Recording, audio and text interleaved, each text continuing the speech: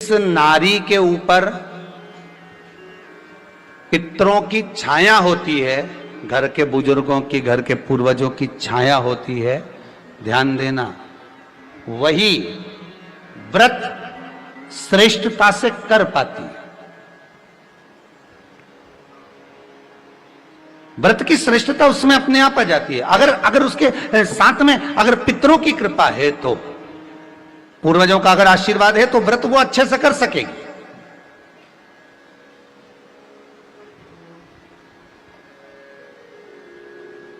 और सहज भाषा में समझ लीजिए, बहुत अच्छे से समझना इस बात को, कि मान लो, एक सरल भाषा में आप और अच्छे से समझिए उसको, बहुत अच्छे से,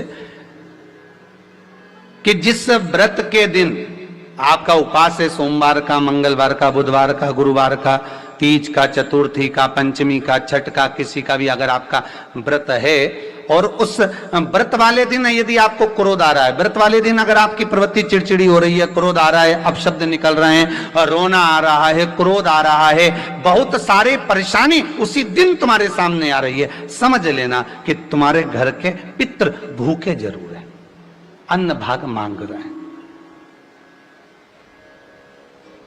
एक बात पहले भी कही थी, शायद आपको ध्यान में होगा, रात्रि को सोने के बाद, विश्राम के बाद, एक बार कहा था, आप लोगों को याद होगा, कि सोने के बाद में 2 घंटे के अंदर अगर आपकी नींद खुलती है, और खुलने के बाद यदि आपको भूख लग रही है, प्यास लग रही है, तो समझ लेना कि आपके पितर, आपके पूर्वज भूखे हैं, अन्न का भाग मांग रहे हैं, पानी पीने को मांग रहे हैं। उससे नहीं समझ सकते तो व्रत से समझो।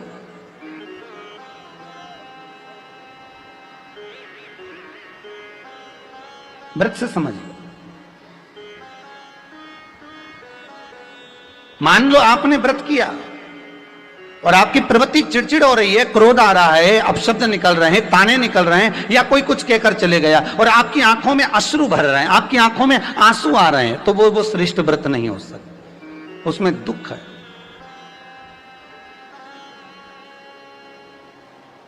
पुष्प ताजा है तो आप भगवान को दोगे, सही है कि गलत है?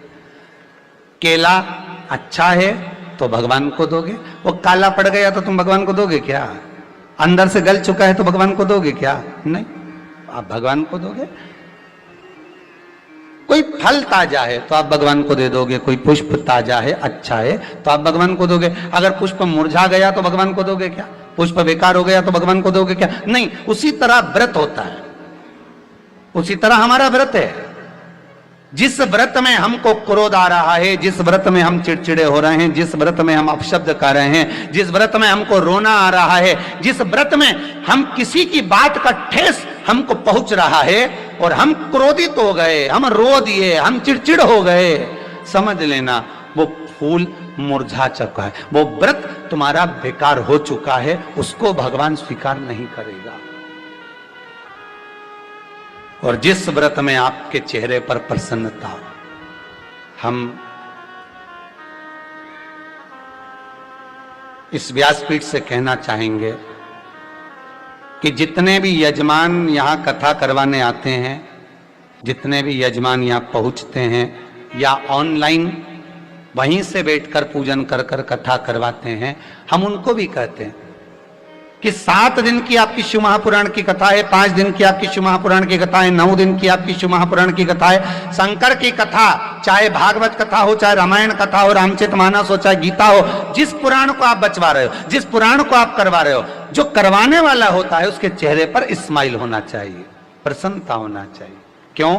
क्योंकि इस पुराण को आप अकेले नहीं सुन रहे, इस पुराण को आपके पितृ लोक में विराजमान पितृ पूर्वज भी श्रवण कर रहे हैं। जितनी आपकी चेहरे पर प्रसन्नता होगी, उतनी आपके पूर्वज भर भर कर आशीर्वाद देंगे। 7 दिन तक, जब तक आप कथा का रसस्वादन कर रहे हो, कथा श्रवण कर रहे हो, 7 दिन तक आपके चेहरे पर अगर प्रसन्नता है, तो पूर्वजों का आशीर्वाद आप पर बना हुआ है।